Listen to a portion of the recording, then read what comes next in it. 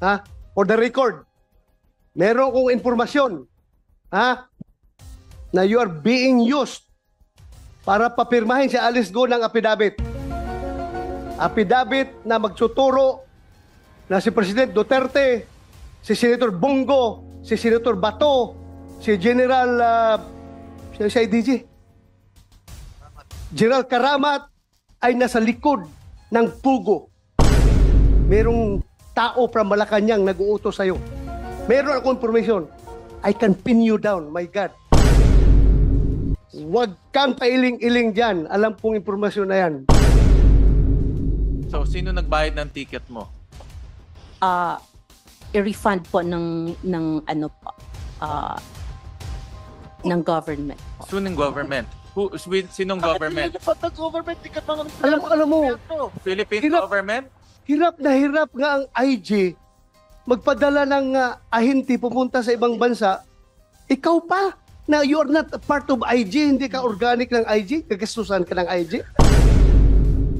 Chair, just to remind the body, itong taong to, 26 years ago, nagnakaw ng 24 million, nagpanggap ng namatay para hindi siya makulong, tumakas sa Amerika, at ngayon bumalik dito, at bigla nilang himala, gustong tumulong. Gago! Ako lang po, tsaka si attorney po. Hindi ka papapasukin doon na ikaw lang. Alam mo, galing ako dyan eh. Tuktok mo. Galing ako dyan sa custodial eh. Mahirap makapasok dyan. At sino ka para makapasok doon? Ang makakapasok lang doon, abogado, pare, kamag-anak, doktor, O opisyal. ikaw. Ano relasyon mo sa kanya? I was just helping, Your Honor. Excuse me? You were what? You were just helping. You are just helping who? It's a very Helping who, sensitive Madam Chair? case. Helping Senator who? De La Rosa. This is too much lie, madam. Helping who? I am not lying, Your Honor. O si you Promise. helping who? Helping. Sino? Sino tinutulungan mo? Yes, who are you nga to do so? Who are you to mediate?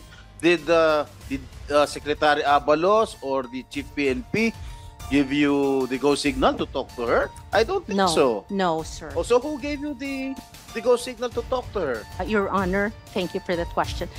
Miss Mary Ann Maslog, this is not Miss Universe. Meron kang kaso na textbook scam, kaya ka ginamit. Ngayon, ano? Huli ka. Huli ka, di ba?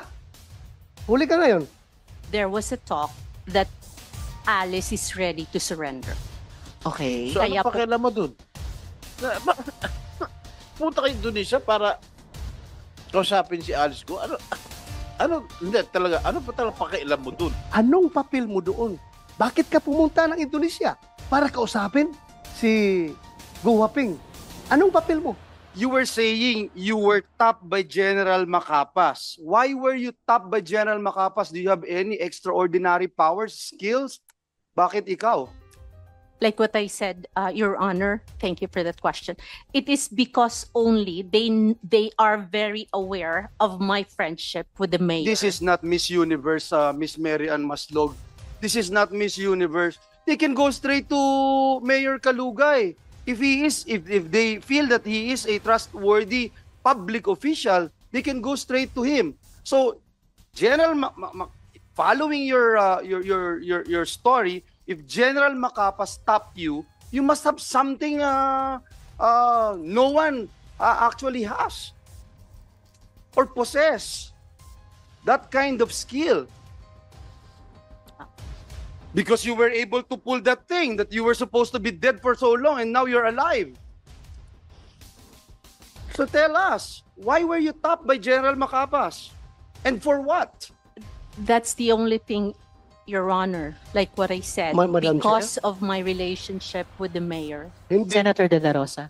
hindi kaya ang unique na sitwasyon mo because meron kang kaso na textbook scam, kaya ka ginamit at ikaw, no choice ka dahil parang hostage ka ng gobyerno dahil may kaso ka ng textbook scam. Kung hindi ka magpapagamit, tapos ka.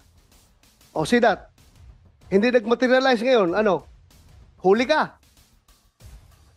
Huli ka, di ba? Huli ka ngayon.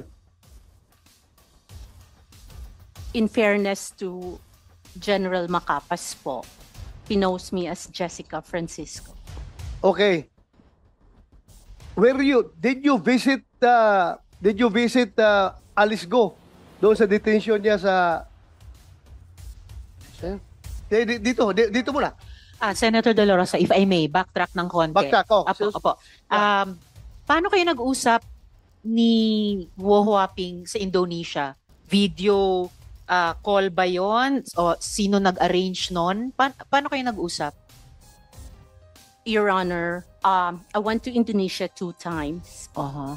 The first time po kasi was, there was a talk that Alice is ready to surrender. Okay. So, Kaya ano po- pakialam mo dun? Punta kayo Indonesia para kausapin si Alice Go? Hindi, talaga, ano pa talaga pakialam mo dun? Oo nga eh. Ha? Kanina, tinanong ko rin, PNP-IG member ba kayo? CIA ka ba? Hindi rin. Remember ha, kahit na nakakulong Senator De La ka, Rosa. you are under oath. Ha? Yes. You do not make up stories here. I'm not Madali making kang up mahuli dito. stories, sir. Kaya nga, bakit nag-iisip ka nga? Oh, ang tagal mo mag-isip. Simple question coming from Senator Joel Villanueva o ni si Senator Jingo Estrada. Anong papel mo doon? Bakit ka pumunta ng Indonesia para kausapin si Guo Huaping? Anong papel mo? Sige. Madam Chair, You convince us. Senator Sherwin. this has no connection to your case. Yeah. Kaya pag hindi ka sasagot, Mm-mm. you can be cited in contempt.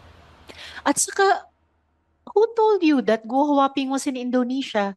Nung panahong Oo nga. yun, sinasabi pa ng PNP na at ng law enforcement in general na hindi pa nila alam noon na umalis si Guo Huaping. So, paano mo alam na nandun pala siya sa Indonesia? Actually, Your Honor, that happened after your announcement po. So, you heard about it, General Makapas heard about it, or PNP-IG heard about it, and you're the person they sent to meet her in Indonesia? No, So what happened? Paano mo nakausap si Guo Huaping sa Indonesia? Was it face-to-face? Was it a video call? How did you do it? there was a pre-talk po here because By video? No. No. Dito pa po sa Pilipinas, Your Honor, before Face we to went face. to Indonesia. No, Your No. Honor. It was through a telephone call. Okay. It was through a telephone call that she signified na surrender po siya. Okay. Then, during the time po, when she signified na magsusurrender po siya, sabi niya, susulat daw muna siya. She will write everything daw po muna. Right what? Kung ano ang the real story Uh-huh. bago po siya mag-surrender. Okay. Para po, if something happens to her, then may makakaalam. What something would happen to her? I don't know, Your Honor. Mhm. But that was the words during that time po. May makakaalam. Yes po. And So, then, we did not know that she was in Indonesia. She Who- was, we, PNP-IG and General Macapas and you? I actually keep in touch with With whom? with the lawyer, Your Honor. Okay. Attorney David. Okay. Yes, And then? Your Honor. And we really tried our best na sana mag-surrender siya kasi gusto naman po talaga daw niyang mag-surrender. Madam Chair, Okay. time. Yes, SP Pro Tempore. Who are you to meet Jade? Who gave you the authority to go to Indonesia and talk to Alice Go? Actually, we were not the first time po, Your Honor, we were not able to talk to Alice Go. Yes. The first- you told me that you told us, the committee, that you went to Indonesia Yes, Correct? Your Honor. just to Yes. talk to Alice Go and For let her her to surrender po. Yes, Yeah. Your Honor. Yes. Who are you nga to do so? Who are you to meet Jade? Did Secretary Abalos or the Chief PNP give you the go signal to talk to her? I don't think No, so. no, sir. Oh, so who gave you the go signal to talk to her? You being a private citizen, you're not even connected in any government agency here. Correct? Yes, Your So who gave you the go signal to talk to her, to go to Indonesia, just to talk to her for her surrender? Well, Huh? I was just helping, Your Honor. Excuse me? You were what? You were just helping. You are just Helping who? My It's a goodness. very Helping who, sensitive Madam Chair? case. Helping Senator who? De La Rosa. This is too much lie, Madam. Helping who? I am not lying, Your Honor. O si you Promise. helping who? Helping. Sino? Sino tinutulungan mo? You know why you're lying? You keep on telling us baloney information. You said you were top because you're friends with Mayor Kalugay. Now you don't need Mayor Kalugay to talk to her because apparently you've been talking to her before you went to Indonesia. Speaking Only of on the Indonesia, just a minute. Could we ask the BI to confirm si Miss Maslog ba or using the name of Francisco, pumunta ba siyang Indonesia at that time? We will verify your. Please po, and if possible, Commissioner, during this hearing, Senator Sherwin? Madam Chair, just to remind the body, itong taong to, 26 years ago, nagnakaw ng 24 million, nagpanggap ng namatay para hindi siya makulong, tumakas sa Amerika, at ngayon bumalik dito, at bigla nilang himala, gustong tumulong. Dapat maalala natin na kung buhay pa ito, nakakulong na ho ngayon. 26 years ago. Ba't ka nagpanggap na patay ka na? Pro tempore. Ba't ka nagpanggap na patay ka na? Para matakasan mo yung kaso, ganun ba? Yun na sigurong solusyon. Nagpanggap na patay ka na. Sagot. Come on. You answer. Miss Maslog? That case still pending, sir, in Sandigan Bayan, sir. Sino nagbayad ng ticket mo nung una at sino nagbayad ng ticket mo nung pangalawa? At tumira ka ba doon sa Indonesia? Sino nagbayad ng hotel mo? We only stayed there, sir, for 1 day, sir. Balikan. 2 days po. 2 days. Opo. So, sino nagbayad ng ticket mo?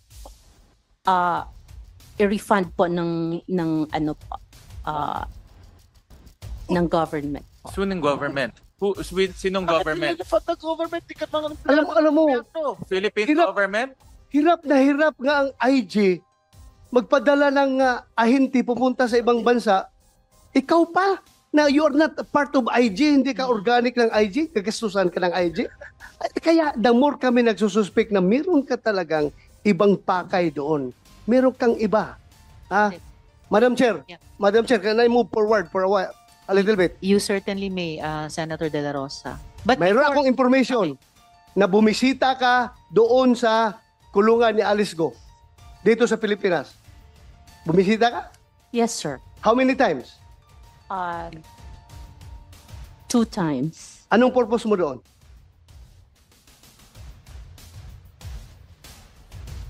First, sir, tinatanong ko po siya sa mga statement po na ginawa po niya, sir. May ginawa siyang statement? No, not the statement. But I'm saying we were talking about ano po sa kanya yung how do you say it, yung kung ano po ang nangyari sa kanya. Ano ang pakialam mo sa kanya? Speaker pro tempore. Klaruhin ko na lang sa'yo. Ha? For the record, meron kong informasyon. Na you are being used para papirmahin si Alice Go ng affidavit. Affidavit na magsuturo na si President Duterte, si Senator Bongo, si Senator Bato, si General si IDG, General Karamat ay nasa likod ng pugo.